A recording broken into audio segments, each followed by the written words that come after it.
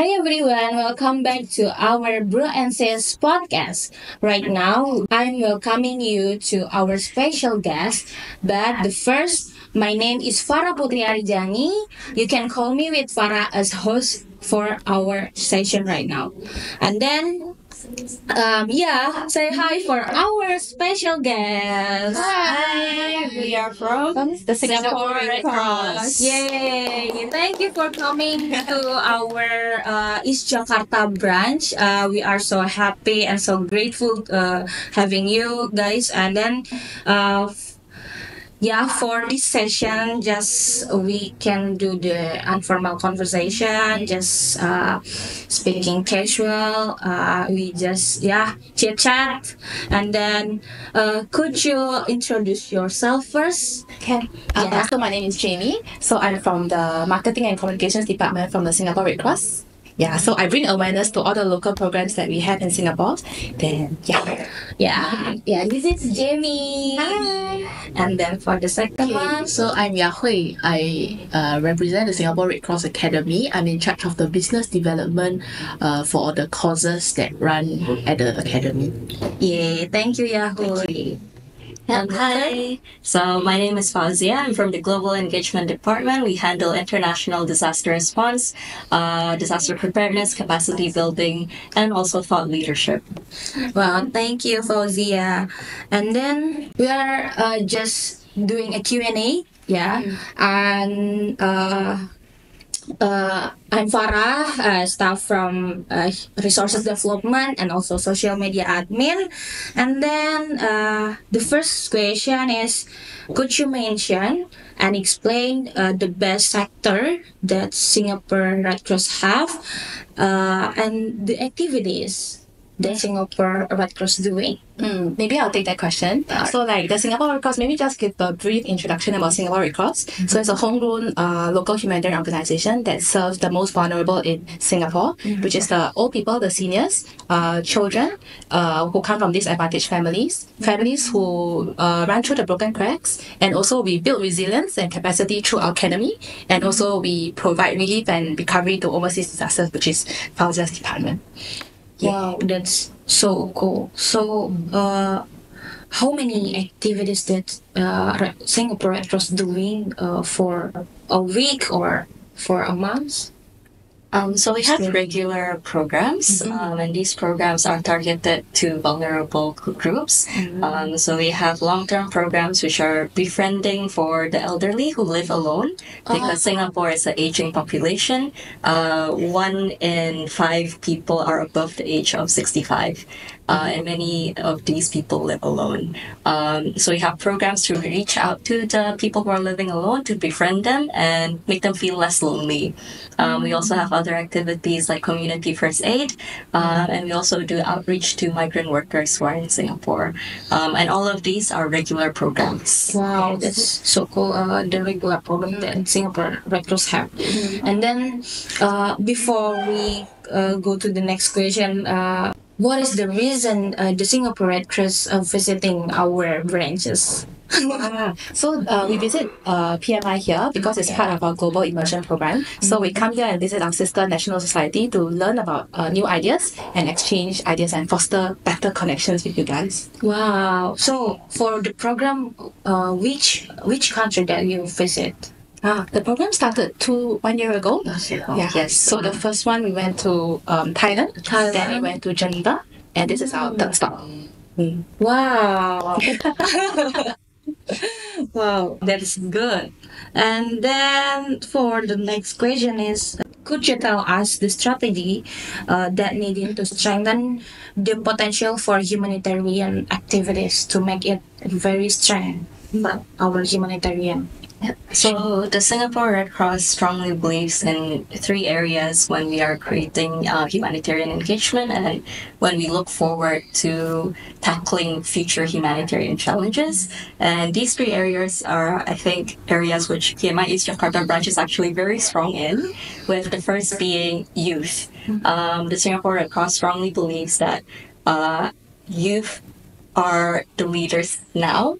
I think a lot of people say youth are the future, but we want to change it so that youth is now. And we want the youth to be leaders not only for the youth category, but leaders of the Red Cross movement. So that is one of the strong areas that we passionately believe in, especially in the potential for humanitarian activities. The second area is in innovation, because we see that there is a lot of innovation going on in the private sector, but the humanitarian sector hasn't changed at all since 160 years ago, since the founding of the Red Cross. So we want to increase humanitarian innovation, and we want to invest in humanitarian innovation. And that links to the third area, which is partnership, because we see that in the other areas, there is so much progress, so much new technology. How can we leverage on other companies, other sectors to improve our humanitarian processes? This can be in areas like AI, it can be in areas like water filtration, because we see so many companies coming up with new filtration devices. Can we use that for our humanitarian purposes? And so it was very inspiring to hear about your Green Bingo Challenge, because that's an area of innovation and youth, and that is something that I think we from Singapore Red Cross must learn from PMI East Jakarta branch. Yeah, thank you so much. But yeah, we are still learning, and hopefully we can do a partnership from now and to the into the future. I see the Singapore Red Cross is more advanced in the innovation also.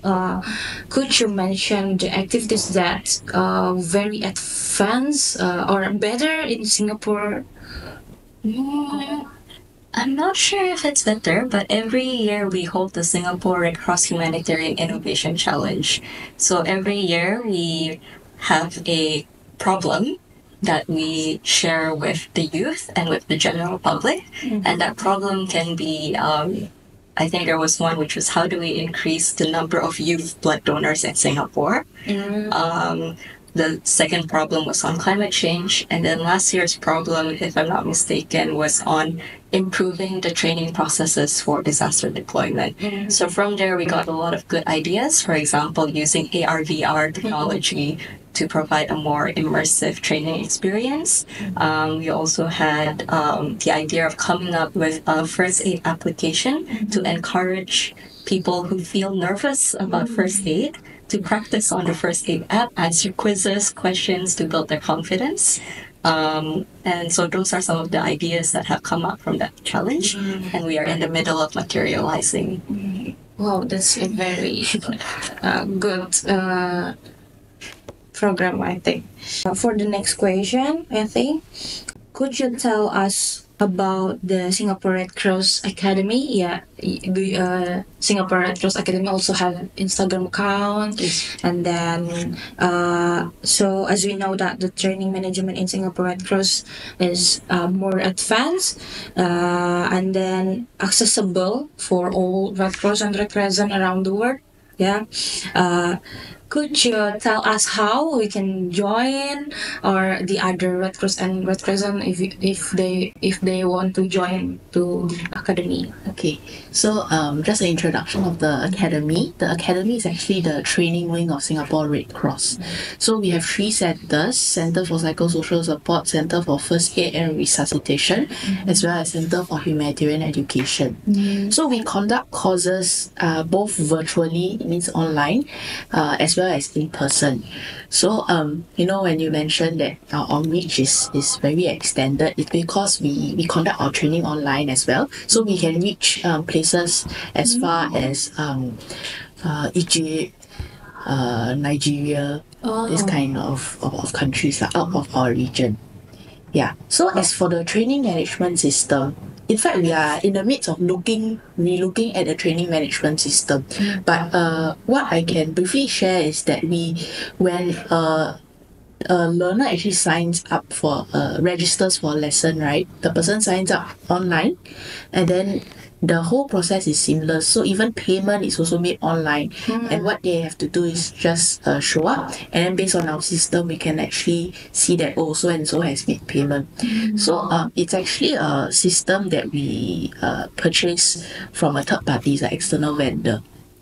So perhaps from PMI side, you guys can look into it also.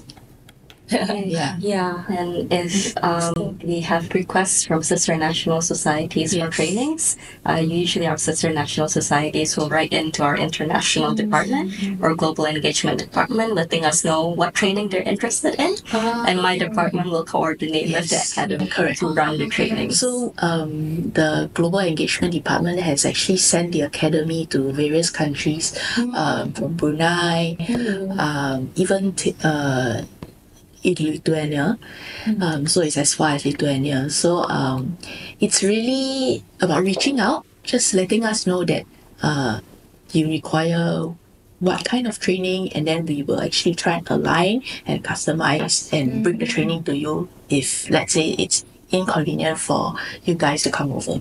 Wow. So it will be more accessible for the other country. And so one more thing to add is that our training, because we understand that there could be language differences.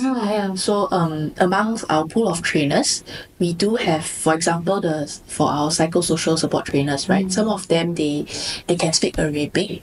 Wow. But that's far and few. Then of course we also cater to Malay speaking learners. Wow. So it can be accessible for the other country, the Arabic country.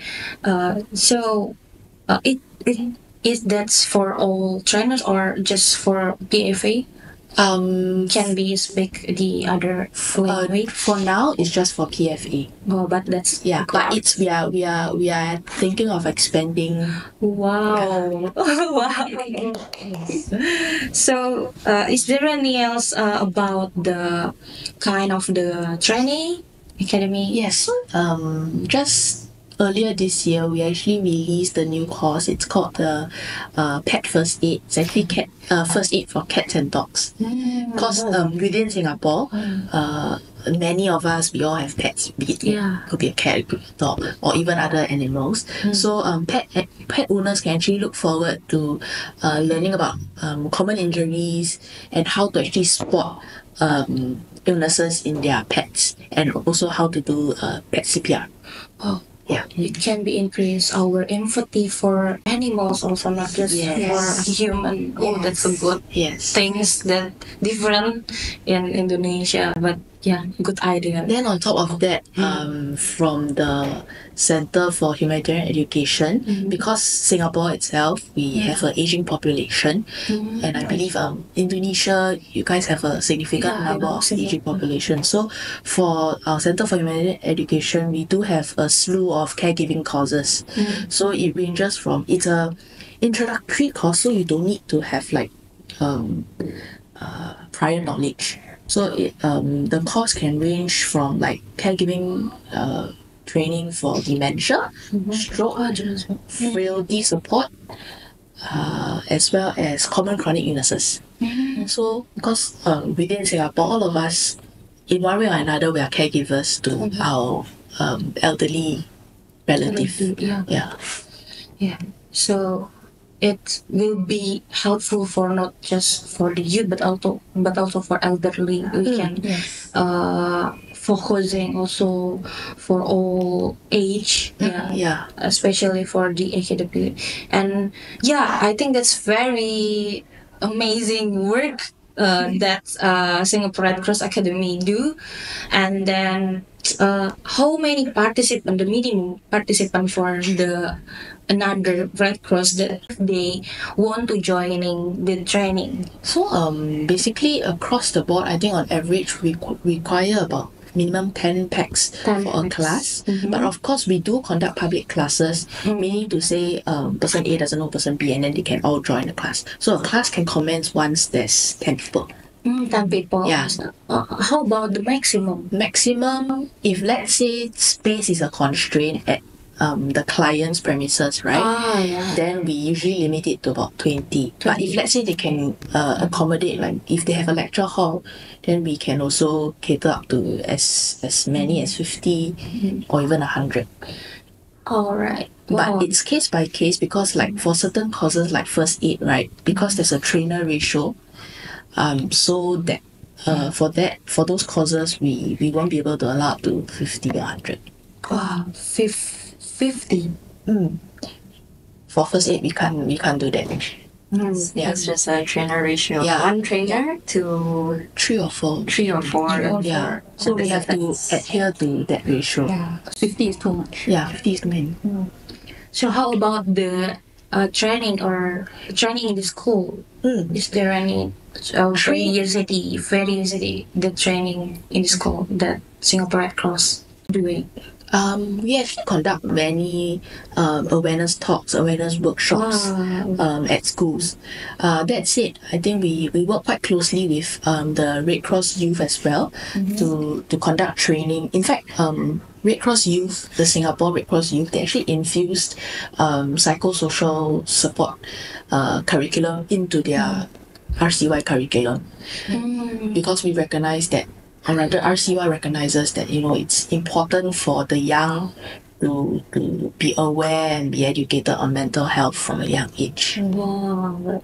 Do you know how much the staff, the volunteer that joining the or involving the Singapore Red Cross in the Singapore Red Cross? Within Singapore Red Cross? How much? For the whole Singapore Red Cross, we have about 270 staff.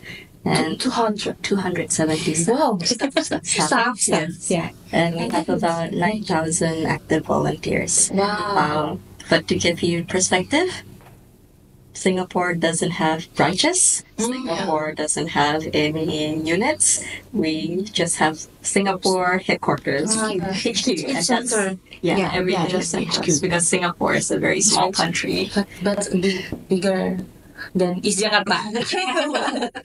So many. In East Jakarta, we just have 22 staff. But we almost have 10,000 youth volunteer in the school. That integrate every year. But and for volunteer we have almost 100 maybe. Hundreds. I think the staff at the Singapore Red Cross is more than our branches. And the fourth question, is there any potential opportunity that we can do for a collaboration within Singapore Red Cross and Indonesian Red Cross is Jakarta branch, especially like social media collaboration, webinar, or any else? Yeah, I think this is a fun part, right? So, I think as long as we stand on united and then we have the same objective, we can collaborate on different areas. Like I guess just building on what Paulja mentioned earlier, that youth is our future. Maybe we can come up with a youth initiative social media campaign where we get one volunteer from PMI and one volunteer from Singapore, and then we track their journey through a photo journal, through like a post. Then we can have an Instagram takeover where the Indonesian volunteer can take over our Instagram. Yeah, can post their stories on our stories. Then the Singapore volunteer can take over your page and show your audience what we do every day as a volunteer. Yeah, then we can close up the entire campaign with a webinar to talk about youth volunteerism. So I think as long as we stand united on the same objective, we can collaborate a lot. Yeah. Wow, that's a good idea for collaboration. And I'm looking forward for it, and it can be make our volunteer and staff maybe to be a friendship and doing a better connection and partnership in the future. And then I think we are finished until the end. But do you have any closing statement from you, one by one? Okay, who want to speak first, the closing statement. closing statement. So thank you very much, PMI, for having us and hosting us in your office, welcoming us. Then remember to follow Singapore Red Cross IG page at SG Red Cross. Yay. Thank you very much. Yay. Thank you. Thank you for having us.